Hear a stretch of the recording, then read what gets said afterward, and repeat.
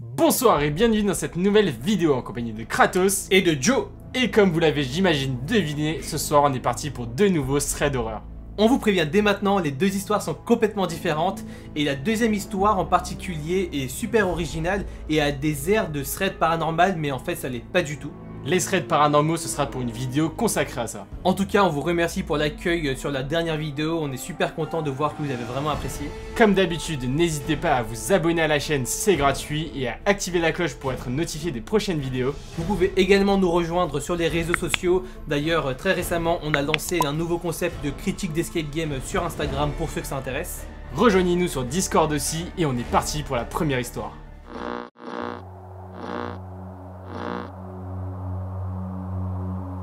La première histoire, elle nous est racontée par Noémie. Quand l'histoire s'est passée, elle avait 19 ans et à ce moment-là, elle habitait toujours chez ses parents. Il faut savoir qu'elle était étudiante, qu'elle allait passer bientôt en études supérieures, du coup, à ce moment-là de sa vie, elle avait besoin d'argent de poche. Du coup, comme beaucoup de personnes, elle va chercher pendant pas mal de temps un job étudiant.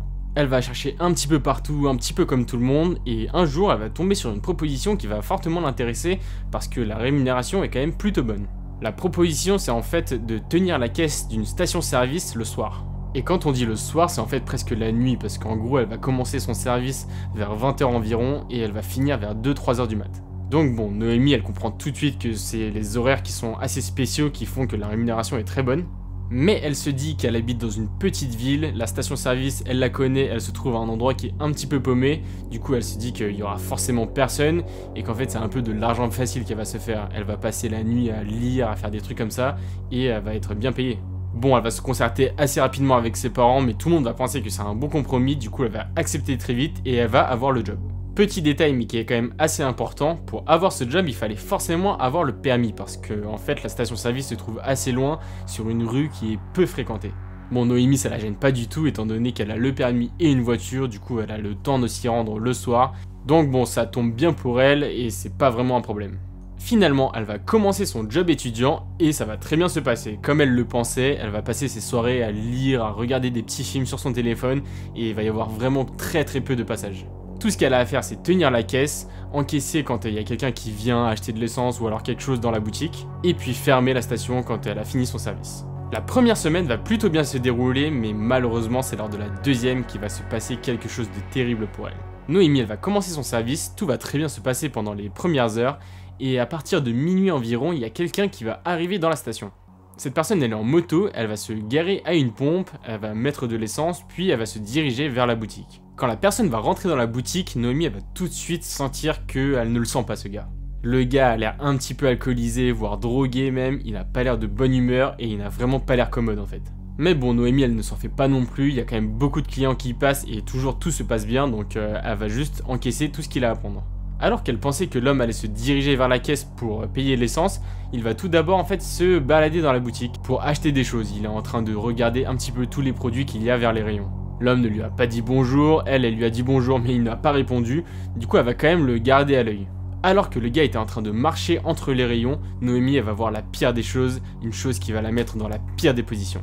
L'homme est retourné et elle le voit clairement prendre un objet, le mettre dans sa poche sans même se cacher. Au début, elle n'aimait même pas vraiment l'hypothèse du vol, elle se dit qu'il l'a juste mis dans sa poche en attendant de venir vers la caisse. Mais très vite, elle va se rendre compte qu'elle était naïve et que clairement cet homme n'a pas l'intention de payer cet objet. Est-ce qu'elle va lui faire remarquer qu'il a volé quelque chose, sachant qu'elle est quand même toute seule dans une station-service à minuit? Ou alors est-ce qu'elle le laisse faire, est-ce qu'elle le laisse du coup voler cet objet consciemment, sachant que c'est quand même un de ses premiers jours dans la station-service? Bon, Noémie elle va prendre son courage entre ses mains, elle va simplement se dire qu'elle va aller lui faire remarquer gentiment. Doucement, elle se dirige vers lui et elle va lui faire remarquer qu'il a pris quelque chose dans sa poche. Noémie, elle attend un peu, elle attend de voir ce que le gars va faire, parce que si ça se trouve, il va juste se diriger vers la caisse et payer cet objet. Mais non, après quelques minutes, l'homme va se diriger vers la sortie du magasin sans même lancer un regard à Noémie. À ce moment-là, Noémie, elle prend son courage entre ses mains et avant qu'il ne sorte, elle va l'interpeller. Tout en restant derrière la caisse et donc un petit peu en sécurité, elle va lui dire qu'elle l'a vu en train de mettre quelque chose dans sa poche. À ce moment-là, l'homme va se retourner, regarder Noémie, et d'un air le plus serein possible, il va dire que oui, effectivement, il a mis quelque chose dans sa poche.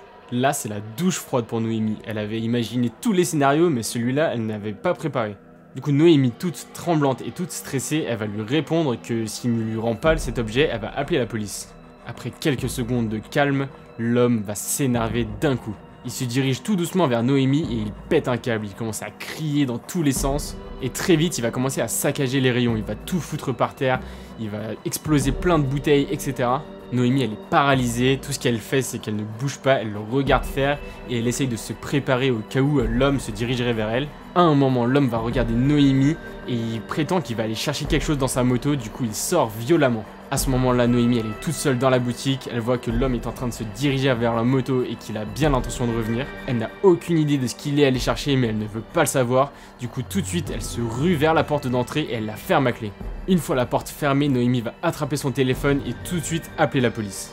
Au moment où elle a fini son appel et que la police a dit qu'elle arrivait très vite, elle voit que l'homme est à la porte et qu'il essaye d'entrer de toutes ses forces. Noémie est en pleurs, elle ne sait pas quoi faire, elle a juste envie que la porte tienne pour que l'homme ne puisse pas rentrer. Et après 5 minutes, et heureusement pour Noémie, elle va entendre les sirènes de la police se rapprocher. L'homme ne va pas réfléchir, il va tout de suite arrêter, se diriger vers sa moto, la démarrer et repartir. Quand la police arrive, Noémie elle est tellement sous le choc qu'elle n'arrive même pas à leur dire que l'homme était là il y a quelques secondes et qu'il venait de partir en moto. Du coup, la police ne va pas pouvoir le poursuivre en tout cas. Après cet événement, Noémie elle va quitter son job, ça l'a clairement traumatisée, elle n'a pas du tout envie de retourner à cette station-service. Heureusement, ils avaient quand même des caméras de surveillance, du coup ils ont pu filmer le gars, ils ont aussi pu avoir sa plaque d'immatriculation, etc. Mais elle ne nous a pas vraiment raconté la suite de l'histoire, on ne sait pas si l'homme a été retrouvé en tout cas. Après ça, Noémie elle va quand même retenter de trouver un autre job étudiant. La seule condition qu'elle va donner, c'est de pouvoir travailler le jour parce qu'elle n'a plus du tout envie de travailler seule la nuit.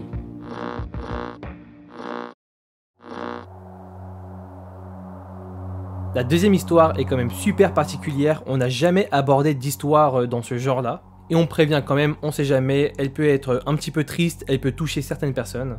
Et rentrons directement dans l'histoire. Lena est une jeune femme de 33 ans qui en fait a rencontré son mari Ben lorsqu'elle était au lycée. Alors ça remonte quand même pas mal et Lena et Ben se sont rencontrés alors qu'ils étaient en classe de première. Et très vite, dès le début de l'année, ça a été un petit peu le coup de foudre entre les deux. Lena et Ben se sont découverts plein de points communs, ils aimaient les mêmes choses, ils regardaient les mêmes séries, bref, c'était vraiment l'amour fou qu'ils filaient. Et leur relation s'est perpétuée à travers le temps et tout s'est très bien passé, ils ont passé le lycée ensemble, ils ont passé la fac ensemble et à l'âge de 25 ans, ils ont décidé de se marier.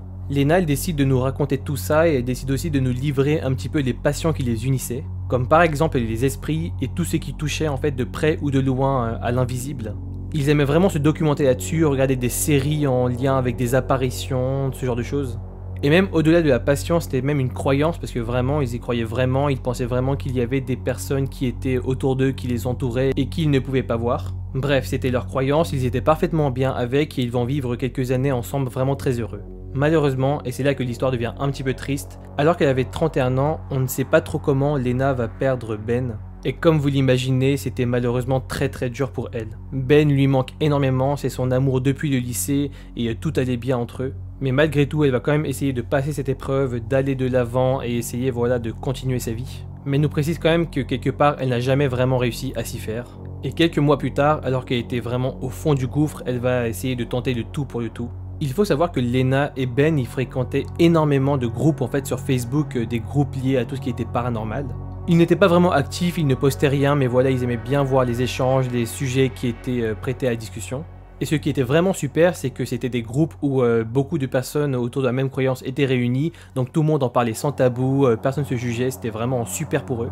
Et ce fameux jour-là, Lena a décidé en fait de poster son histoire, de raconter un petit peu son histoire avec Ben, dire qu'elle avait perdu et a demandé en fait à rencontrer un spécialiste. Ce spécialiste qu'elle voulait rencontrer était en fait un médium, quelqu'un qui lui permettrait en fait potentiellement de pouvoir reparler avec son mari décédé. Et c'est vraiment ce qu'elle voulait, c'était juste lui parler, lui dire au revoir, pouvoir entrer en communication avec lui. Et quelques heures plus tard, elle va recevoir une réponse en privé. La personne qui va lui répondre est en fait un homme qui a un pseudonyme et qui ne dévoile pas vraiment son vrai prénom. Et cet homme va lui raconter en fait que depuis tout petit, il sent des liens avec les morts, il peut voir des choses invisibles et donc il va lui proposer en fait de faire une séance pour recommuniquer avec son mari décédé. Alors là, Lena, elle est vraiment super contente, elle va échanger un petit peu avec l'individu qui va lui parler un petit peu de ses pratiques et elle va voir que ça a l'air super crédible et que l'homme en question a l'air de vraiment s'y connaître. Donc très vite, ils vont organiser une rencontre. Lena, elle voit qu'en fait il habite à quelques heures de train de chez elle, mais ce n'est pas grave, elle a vraiment envie d'y aller. Et en plus de ça, l'homme lui avait précisé qu'il faisait ça de bon cœur, que ça lui faisait plaisir d'aider les gens et que c'était un petit peu sa vocation depuis qu'il était né. Du coup, le fameux jour arrive, Lena est vraiment pleine d'espoir, elle va sauter dans le train dans l'espoir en fait de pouvoir reparler avec Ben. Elle va enfin arriver dans la ville en question, se diriger vers la maison de l'individu qui l'avait contacté. C'était une petite ville plutôt classique mais plutôt petite, il n'y avait pas énormément de personnes et du coup elle va très vite trouver la maison. Très vite après qu'elle ait sonné à la porte, l'homme va ouvrir, va l'accueillir et c'est un homme qui a une apparence plutôt banale. Il est très souriant mais Lena nous dit quand même qu'il avait quand même beaucoup de clichés que les gens peuvent avoir sur tout ce qui est médium, c'est-à-dire qu'il portait un petit peu des objets bizarres qu'on n'a pas l'habitude de voir tous les jours. L'homme va l'inviter chez elle, elle voit qu'il a des instruments un petit peu partout, elle sait pas vraiment ce que c'est, et il va directement en fait l'emmener de la pièce pour pouvoir parler avec son mari. Et pendant qu'il s'installait, l'homme il lui disait directement qu'il sentait déjà des connexions, il sentait déjà que Ben était parmi eux et donc Lena était vraiment super contente. La séance va enfin commencer et c'est là que le scepticisme de Lena va commencer à augmenter aussi. Alors clairement Lena elle s'est déjà renseignée un petit peu sur les techniques qui existaient en fait pour pouvoir communiquer avec l'au-delà selon elle et ce qu'elle voit c'est que Ben ne respecte pas du tout ces pratiques là. En fait elle a presque l'impression qu'il est tout droit sorti d'un film, que c'est juste une personne qui est en train de se mettre en spectacle pour pouvoir faire semblant qu'il communique avec les morts. Il va commencer à fermer les yeux, dire qu'il ressent que Ben est là, qu'il lui dit qu'il l'aime et elle a vraiment l'impression qu'il est en train de surjouer. Lena elle est quand même un petit peu hébétée, elle commence à faire face à cette désillusion et elle attend quand même de voir s'il se passe quelque chose. Malheureusement, il ne va rien se passer, Lena ne va rien ressentir du tout et l'homme va juste lui dire que son mari Ben a reçu ses messages et qu'il est très content. Et au final, la séance aura duré à peine 10 minutes, ce que Lena aura trouvé finalement très court.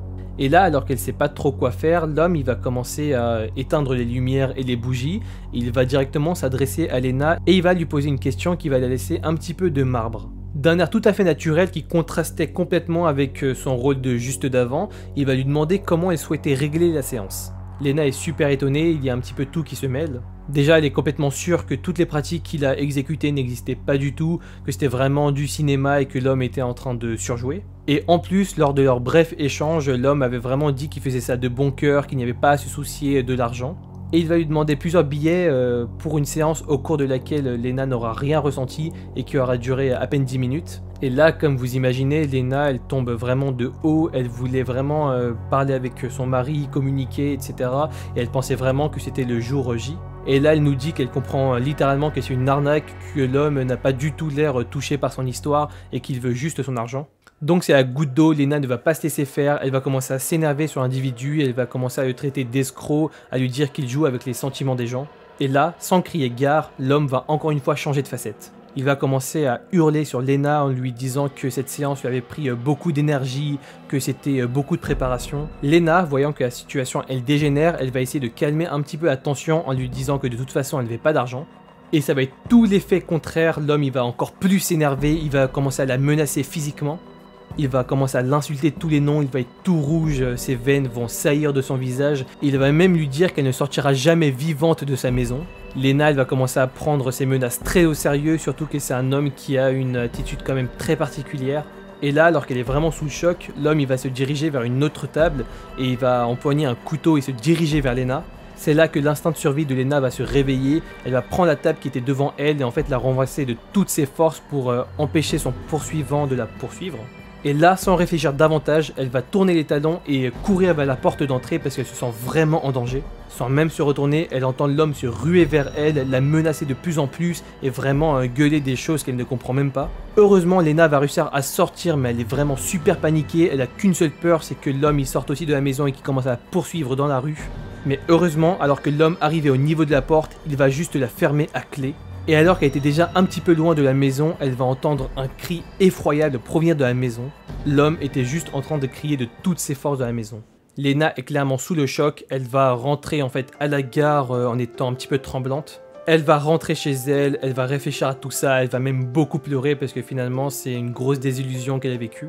Une des premières choses qu'elle va faire, c'est déjà le bloquer en fait pour pas qu'il puisse à nouveau rentrer en contact avec elle. Et elle va aussi éditer son message qu'elle avait laissé sur le groupe en disant de faire particulièrement attention à cet individu qui était un escroc et qui était aussi très dangereux. En tout cas, depuis ce jour, Lena elle est restée choquée, elle n'a pas essayé en fait de rentrer en contact à nouveau avec Ben. Et ce soir, elle nous livre quand même son conseil pour les personnes qui vivraient des choses similaires. Quelle que soit la gravité de la situation, il faut toujours rester prudent et se méfier parce qu'on ne sait jamais vraiment sur qui on peut tomber. On vous avait prévenu, la deuxième histoire est quand même assez triste. En tout cas, la base de cette histoire est vraiment triste. On peut voir que malheureusement, peu importe le domaine, peu importe les croyances, certaines personnes peuvent abuser de la confiance des gens et de leur tristesse pour en demander beaucoup. Donc comme d'habitude, soyez prudents, surtout dans des situations comme ça, mais ne soyez pas non plus parano.